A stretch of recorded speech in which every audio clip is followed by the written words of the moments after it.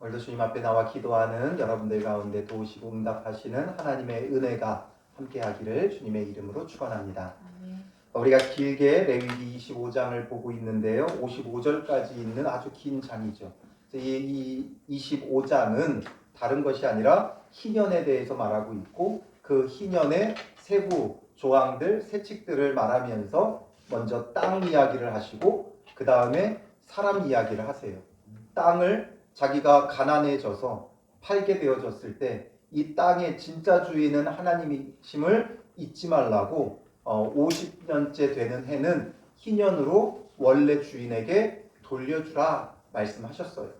이것을 우리가 지금 이 시대에 문자적으로 지킬 수는 없죠. 그러나 그 의미가 무엇인지는 우리가 알아야겠죠. 영적으로 이 땅이 정말 하나님의 것, 창조주 하나님의 것이라는 걸 우리는 잊지 말아야 되고 이 땅에 우리가 집을 산들, 땅을 산들 그것이 내 소유라고 생각하면 안 돼요. 우리는 하나님으로부터 빌려 쓴다라는 생각을 해야 되고 빌려 쓰는 거기 때문에 우리가 누군가에게 귀한 것, 좋은 것 빌려 쓰면 어떻게 돼요? 그냥 아무렇게나 쓰다 내버리지 않죠. 다시 돌려줘야 되기 때문에 아주 귀하게, 소중하게 여기고 다뤄야 되는 거예요. 이 개념이 없으니까 이 땅에 살아가면서 자기가 주인이냐 마구 함부로 대하고 이 땅을 마구 사용해서 결국 그 결과가 뭐예요? 오늘날의 환경 오염이에요. 오늘날의 기후변화 이런 것들, 기온 상승 이런 것들이 전부 다 사람이 자기가 주인인 것으로 착각하고 함부로 사용한 결과라는 거죠. 그러니 우리는 이것이 내 것이 아니라 하나님으로부터 빌려 쓴다라는 개념을 갖고 있어야 돼요. 토지는 다 내 것이라고 주님께서 말씀하셨어요. 그래서 하나님의 것이다.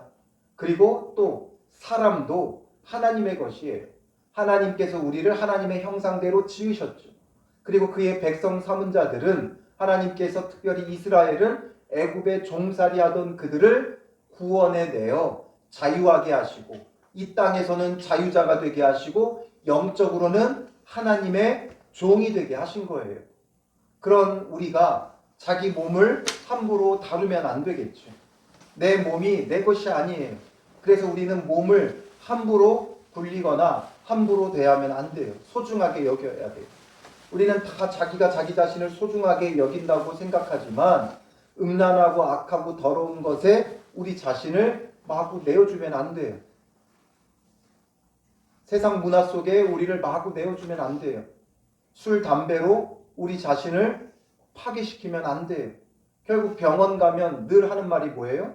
아직 우리 학생들은 어려서 그런 경우가 없지만 어른들은 꼭 하는 얘기가 술 줄이셔야 돼요. 담배 끊으셔야 돼요. 이거예요. 결국 그 질병의 원인들을 들어가면 술, 담배 문제가 가장 커요. 몸을 망가뜨리는 많은 원인이 술, 담배와 같은 거죠. 그러니 우리가 우리 몸을 아주 소중하고 귀하게 여겨야 돼요. 하나님의 것이기 때문에 내 마음대로 할 수 있는 게 아니라 하나님의 것이기 때문에 우리가 자기 자신을 아주 소중하게 가꿔야 돼요. 그리고 또 우리 자신을 소중하게 가꿔야 되는 또 하나의 이유가 있죠. 우리 안에는 예수 그리스도께서 거하심으로 우리는 그의 성전이에요. 우리의 몸은 그의 성전이에요. 그러니 함부로 다루면 안 되고 귀하게 존귀하게 자기 자신을 잘 가꾸고 다루는 것도 중요하죠. 그러면서 희년에서도 사람에 대한 문제를 다뤄요. 뭐냐면 가난해져서 그 당시에는 먼저 소유물을 다 팔고 어려울 때 그 소유물이 다 떨어지면 그 다음에 뭐 팔아요? 땅을 팔고. 왜냐하면 오늘날 우리는 땅을 소유하지 않은 사람이 많지만 이스라엘 사람들은 가나안 땅에 들어가면 누구나 다 땅을 소유해요. 왜 누구나 다 땅을 소유해요? 하나님께서 그 땅을 분배해 주셨기 때문에. 하나님께서 그 땅을 하나님의 백성인 이스라엘에게 나누어 주셨기 때문에 모두가 다 땅을 소유하게 되어 있어요. 그러니까 다 땅은 있다고요. 그러니까 마지막에 땅 팔고 땅을 판 다음에도 어려워지면 어떻게 해요? 가족을 팔고 자기 자신을 팔고 그래서 이제 종노릇을 하게 되는 거죠. 애굽에 종살이하던 그들을 하나님께서 기껏 구원해 냈더니 또다시 종살이 한다는 건 있을 수 없는 거예요. 그럼 우리는 어때요? 하나님께서 우리도 종노릇한 데서 구원해 주셨죠. 전 종이었던 적이 없는데요. 말할 수 있어요. 그냥 우리는 썩어짐의 종노릇하는 자들이었고 죄의 종노릇하는 자들이었지만 예수 그리스도의 십자가의 보혈로 우리를 대속하시고 속량해 주셔서 우리로 하여금 자유하게 하고 구원받게 하셨다라는 거죠. 그러니 우리가 다시 종노릇을 하면 돼요, 안 돼요? 안 되는 거예요. 돈의 노예가 된 사람들이 너무 많아요. 공부의 노예가 된 사람이 너무 많아요. 직장의 노예가 된 사람이 너무 많아요. 이제는 우리가 노예와 종의 삶이 되면 안 되고 자유한 자로서의 삶을 살아가야 하는 거예요. 우리의 삶 속에 자기의 목적을 발견하지 못하면 결국에는 종이 될 수밖에 없어요. 내 인생에 목적이 없으면 어떻게 돼요? 직장 생활하며 어른들은 직장의 노예가 되고 돈의 노예가 되는 거예요. 학생들은 자기의 목적과 비전이 주님 안에서 발견되어지지 않으면, 깨닫지 못하면, 알지 못하면 공부의 노예가 되는 거죠. 그래서 우리는 주님 안에서 나를 부르신 이의 뜻, 나를 구원하신 이의 목적, 왜 나를 구원하셨는가, 하나님께서 나를 통해 무엇을 하고자 하시는가, 이게 분명하면 우리는 그것을 위해 살아가기 때문에 하나님의 종으로서 살아가죠. 그게 없는 사람들은 결국에는 돈의 노예가 되고 공부의 노예가 되고 명예의 노예가 되고 사람들의 노예가 되며 살아갈 수밖에 없다라는 것을 우리는 이 희년의 원리를 통해 깨달을 수 있어야 돼요. 그래서 그렇게 노예가 된 자들을 다시금 자유하게 회복하게 하시는 날이 희년이었다고요. 그런 사람에 대한 규례를 따라서 결국 자기 자신을 팔 수밖에 없었을 때 하나님께서 어떻게 대우하라 그래요? 함부로 대하지 말아라. 엄히 부리지 말아라. 왜냐하면 같은 동족이니까 단순히 그냥 동족이라고 이어서라기보다는 하나님의 종이기 때문에 하나님께서 애굽에서부터 구원해 내신 하나님의 자녀고 하나님의 종이기 때문에 이제는 내 종 부리듯이 함부로 대하면 안 된다라는 거예요. 그리고 희년이 되어지면 돌려보내라. 그리고 희년이 되지 않았어도 뭔가 속량할 자가 있으면 그를 통해 속량받게 하신 거예요. 그게 뭐예요? 고엘 제도예요. 고엘 제도. 바로 기업 물을 자라는 그게 바로 그거예요. 기업 물을 자가 있으면 가족 중에 가까운 가족부터 부모나 내 형제 중에 내가 정말 어려워서 팔리게 되어졌다면 그걸 대신 갚아주고 그를 건져내는 거예요. 구원해 주는 거예요. 그게 바로 속량이에요. 속량. 그리고 그렇게 가족 중에 없다면 친척까지도 나가는 거예요. 친척이나 아주 친한 친구까지 가도 없다. 그럼 어떻게 되는 거예요?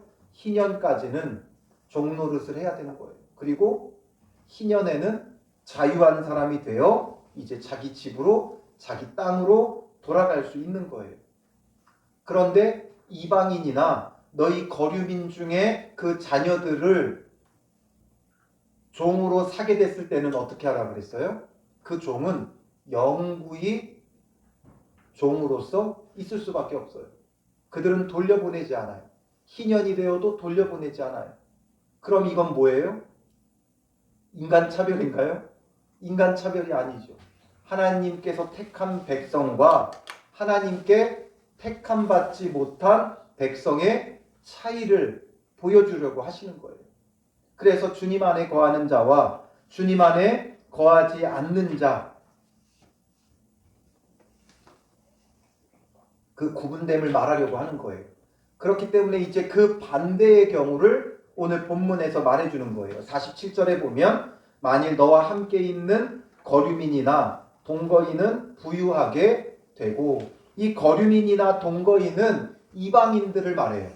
그런데 이 이방인들은 어떤 이방인이냐면 아주 순수히 이방인, 완전한 이방인들을 말하는 게 아니라 이제 하나님을 인정하고 이스라엘 가운데 들어와서 함께 하나님을 인정하며 살아가는 자들. 그래서 이스라엘 그 공동체에 동화되어서 함께 살아가는 유대화된 이방인들을 말해요.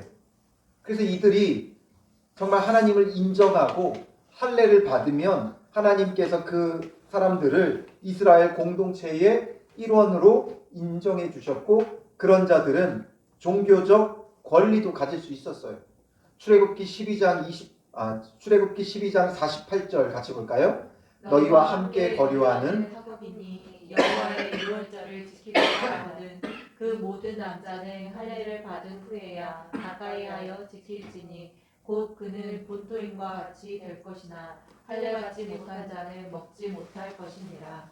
이방인 가운데 할례 받은 자들은 인정해 주는 거예요. 마치 오늘 우리가 세례 받은 자를 교인으로 받아주는 것처럼 이스라엘 사회도 할례 받고 하나님을 인정하면 그들의 구성원으로 일원으로 인정해 주고 받아들여 주었어요. 그러니까 지금 여기서 말하고 있는 거류민과 동거인은 하나님을 인정하는 거예요. 이스라엘 백성 안에 함께 거하는 자들이에요. 가나안 땅에 들어가 함께 사는 자들이에요. 그러니까 우리가 쉽게 말하면 우리가 미국에 가면 미국 법을 지켜야 되죠. 우리는 한국 사람이니까 한국 법만 지킬래 할 수 없어요. 로마에 가면 로마 법을 지키라는 말이 있듯이 어디를 가든지 거기에 법이 중요해요. 그러니까 이건 지금 이스라엘 공동체 안에 들어와서 함께 사는 자들이기 때문에 하나님께서 명령하는 대로 이들도 따라야 하는 거예요. 그래서 이들이 그렇게 이스라엘 공동체 안에 들어와 함께 살면서 부유하게 된 거예요. 부자가 된 거예요. 그리고 그와 함께 있는 내 형제는 가난하게 되므로 이들 가운데 부유한 자도 생기고 또 이스라엘 가운데도 가난한 자가 생겨요. 그래서 그 가난한 자들이 바로 이 거류민과 동거인들에게 팔리는 경우가 생길 것이다 이거죠. 그랬을 경우 어떻게 해야 되는가? 이방인들이 종이 되었을 땐 돌려보내지 않았어요. 속량받을 기회가 없었어요. 그러나 반대로 이스라엘 사람이 이렇게 이스라엘 안에 들어와 사는 이방인들에게 종으로 팔리게 되어졌을 때는 48절에 속량받을 권리가 있나니 되어 있죠. 속량받을 권리가 있다. 이들 입장에서는 억울합니다. 왜 우리는 속량받을 수 없게 하고 저들은 속량받을 수 있게 합니까? 하나님은 공평하지 않습니다. 이건 옳지 않습니다. 이들이 따질 수 있어요, 없어요? 없어요. 왜냐하면 이스라엘 가운데 들어와서 사니까 이스라엘 법을 따라야 되는 거예요. 우리가 보기에는 공평하지 않죠. 그런데 왜 하나님께서 이렇게 하셨는가? 이 거류민과 동거인들이 종이 되었을 때는 속량받을 수 없게 해놓고 또 이스라엘 사람들이 그들의 종이 되면 얼마든지 속량받을 수 있게 하셨는가? 아까도 말씀드렸지만 이건 차별하는 게 아니라 구별하는 거예요. 하나님께 속한 자와 하나님께 속하지 않은 자 어떤 차이가 있는가? 그러니까 우리가 거류민과 동거인 입장에서 억울하다 할 수 있는 게 아니라 우리는 하나님께 속한 자잖아요. 언약 안에 있는 자들이잖아요. 우리가 언약 안에 있는 자이기 때문에 우리는 이런 존귀한 대접을 받는다는 거예요. 예수 그리스도를 믿고 그리스도 예수 안에 거하면 우리도 이렇게 존귀한 대우를 받는다고요. 단순히 이스라엘 가운데 들어와 사는 이방인과 하나님을 온전히 인정하는 하나님의 백성이 된 자들과의 구별됨과 그 백성들의 존귀함을 우리에게 보여주고 있는 거예요. 그러니 우리가 하나님의 자녀가 된다는 것, 예수 믿고 구원받을 뿐만 아니라 하나님의 자녀가 된다는 건 이렇게 격이 다른 아주 복 있는 은혜다라는 것을 우리에게 말씀해주고 있는 거죠. 그래서 속량받을 권리가 있어서 그의 형제 중 하나가 그를 속량하거나 또는 그의 삼촌이나 그의 삼촌의 아들이 그를 속량하거나 그의 가족 중 그의 살부치 중에서 그를 속량할 것이요. 바로 여기서 속량해 주는 자들이 누구라고요? 기업 물을 자를 말하는 거예요. 그래서 이렇게 기업 물을 자, 가까운 자들이 속량해 주라는 거죠. 속량해 주어라. 그리고 또는 그가 부유하게 되면, 그렇게 종살이 하면서 어떻게 열심히 잘 모아서 다시 부유하게 되면, 그런 경우는 스스로도 속량할 수 있게 하신 거예요. 그래서 그 속량할 때는 속량의 값을 지불해야 되죠. 몸값을 지불해야 돼요. 그 몸값은 무엇을 기준으로 하느냐? 희년까지 얼마나 남았느냐라는 거죠. 희년에는 자유가 공포되어지고 자유한 자가 되어져요. 그렇기 때문에 자유하게 되는 날까지 기한이 많이 남았으면 어떻게 되겠어요? 종으로 많이 살아야 되니까 그 속량하는 값이 많을 것이고, 그리고 이제 그 희년까지의 시간이 얼마 남지 않았으면 이제 종으로 지낼 시간이 얼마 안 남았으니까 속량하는 값이 매우 낮아질 수밖에 없는 거죠. 그래서 그것에 맞춰서 속량의 값을 지불하라는 게 50절부터 52절의 내용이에요. 그러나 이렇게 속량할 자가 아무도 없다면 절망적인 것인가? 아니죠. 그들에게는 뭐가 있어요? 희년이 있어요. 희년. 희년까지 기다렸다가 자유하게 되어지는 거죠.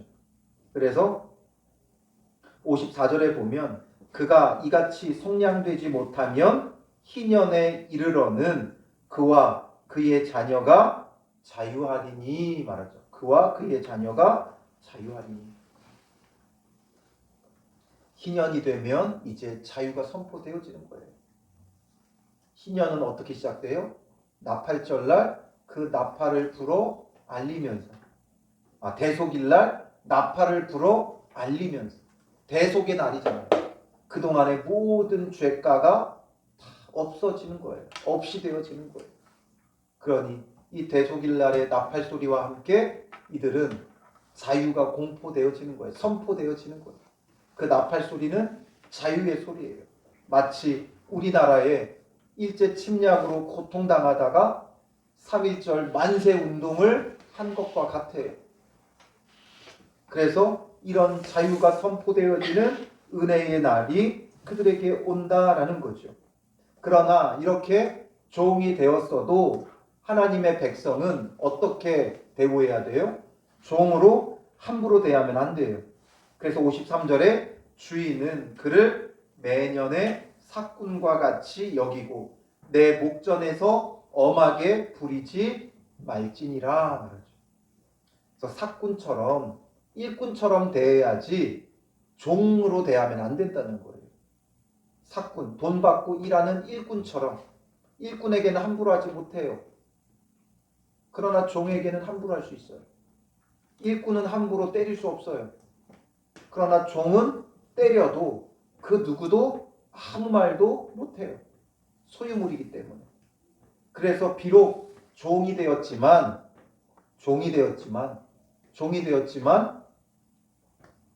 삭군과 같이 대하라는 거예요. 언제까지?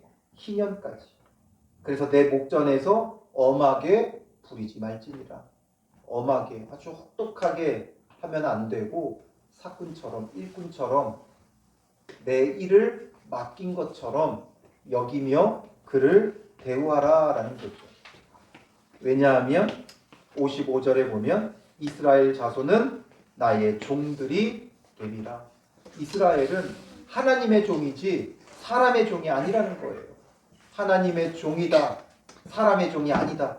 지금 가난해서 팔리우게 되는 처지에 놓이기는 했지만 그러나 하나님의 종이기 때문에 너희가 함부로 대하지 말아라.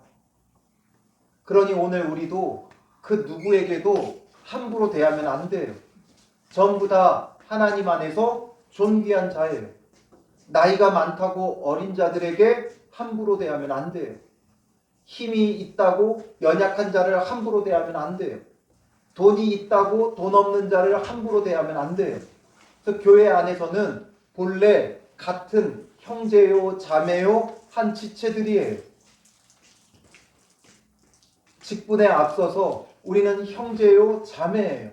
그러므로 함부로 대하면 안 돼요.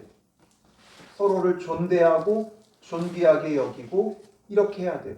왜냐하면 목사님만 하나님의 종인 게 아니라 목사님에 대해서 하나님의 종이라고 생각하며 깍듯이 대하죠. 그러나 목사만 하나님의 종인 게 아니라 예수 그리스도의 피값 주고 사신 여러분들 한 사람 한 사람이 전부 다 하나님의 종이에요. 썩어짐의 종노릇한 데서 하나님께서 예수 그리스도의 그 피값을 속량의 값으로 지불하시고 우리를 사오신 것과 같다고요. 그러니 우리는 한 사람 한 사람이 하나님의 종이에요. 그러니 서로에 대해서 함부로 하면 안 되는 거죠. 그래서 서로를 존대하고 존귀하게 여겨야 돼요. 이렇게 희년의 규례들이 쭉 되어지는데 결국 이 희년은 하나님께서 왜 주셨는가? 하나님 백성으로서의 그 신분, 이 땅에서는 자유자고 영적으로는 하나님의 종인 그 신분을 잃어버리지 말라는 거예요. 그 신분을 회복하게 하신 거예요. 얼마나 놀라운 은혜예요. 가진 게 없어서 땅을 팔았는데 그 땅도 되돌려주고, 돈이 없어서 자녀를 팔았는데 그 자녀도 돌려주고, 돈이 없어서 나를 팔았는데 나도 돌려줘요. 왜냐하면 그냥 괜찮다 돌려주는 게 아니라 하나님의 자녀라는 걸 잊지 말라는 거예요. 이 땅에서 자유자고 하나님의 종으로서의 삶을 살아가는 것을 잊지 말라는 거죠. 이 모든 놀라운 은혜, 정말 생각만 해도 좀 기대가 되지 않아요? 희년. 우리에게도 그런 희년이 있었으면 좋겠다. 물론 부자들은 상관없겠죠. 가난한 사람들, 빚을 많이 낸 사람들, 전세 대출 받은 사람들, 집을 산다고 대출 받은 사람들, 그 대출을 싹 없이 해준다고 생각해 보세요. 얼마나 기대가 되고 소망이 되는 날이에요. 그런데 이런 희년이 어디에만 있어요? 아무데나 있는 게 아니에요. 야, 나 이스라엘 백성이니까 희년 됐어. 나 돌아갈래. 내 집으로 돌아갈래. 이럴 수 있어요? 없어요? 없어요. 아무 데서나 희년을 주장할 수 없어요. 내가 이 땅 너한테 팔았지만 희년 됐으니까 다시 돌려줘. 할 수 있어요? 없어요? 없어요. 우리가 땅을 팔아놓고 이거 보세요. 성경에 희년 되면 돌려주라고 했잖아요. 50년 됐어요. 이제 내 땅 돌려주세요. 이러면 사람들이 뭐라 그럴 것 같아요? 우리나라에서. 저는 미친놈이 다 있나 아마 이럴 거예요. 그러니까 우리에게 아무 데서나 이 희년이 있는 게 아니에요. 이 희년은 오직 어디에 있어요? 어디에서 이거 하라고 했어요? 1절로 돌아가 보세요. 여호와께서 시내산에서 모세에게 말씀하여 이르시되 2절에 이스라엘 자손에게 말하여 이르라. 너희는 내가 너희에게 주는 땅에 들어간 후에 라고 말하고 있죠. 너희가 너희에게 주는 땅에 들어간 후에, 하나님께서 그들에게 주신 땅이 어디예요? 가나안 땅이죠. 그 가나안 땅에 들어간 후에 그 땅에서 할 수 있는 은혜의 날이다라는 거죠. 그 땅에서만, 가나안 땅에서만 이게 가능하지. 가나안 땅에서 하나님께서 그 백성들에게 기업으로 주신 가나안 땅에서 가능한 거지. 애굽에서 할 수 있는 게 아니에요. 바벨론에서 할 수 있는 게 아니에요. 아수르에서 할 수 있는 게 아니에요. 오직 가나안 땅 안에서만 이 희년이 있어요. 이런 놀라운 회복의 날은 가나안 땅 안에 거할 때 주어지는 거죠. 그 가나안 땅 싫다고 벗어나면 이런 희년도 없는 거예요. 그러니 오늘 우리에게도 마찬가지예요. 아무 데서나 하나님의 은혜의 회복이 있는 게 아니에요. 아무 데서나 하나님의 은혜를 구하면 안 돼요. 하나님의 은혜는 오직 어디에만 있어요? 그리스도 예수 안에만 있어요. 예수 그리스도 밖에는 없어요. 예수 그리스도를 떠나 살면서 내 마음대로 내 뜻대로 살면서 하나님의 은혜를 구하면 안 돼요. 그러면 그건 애굽에 가서 희년이라고 주장하는 것과 똑같아요. 우리나라에서 희년이라고 땅 돌려달라고 하는 것과 똑같아요. 우리는 오직 그리스도 예수 안에서만, 예수 그리스도께서 우리의 무엇이 되어주신다고요? 기업 물을 자가 되어주시는 거예요. 그래서 예수님 때문에 우리는 속량의 은혜를 누릴 수 있는 것이죠. 이게 바로 희년에 우리에게 말해주려고 하는 거예요.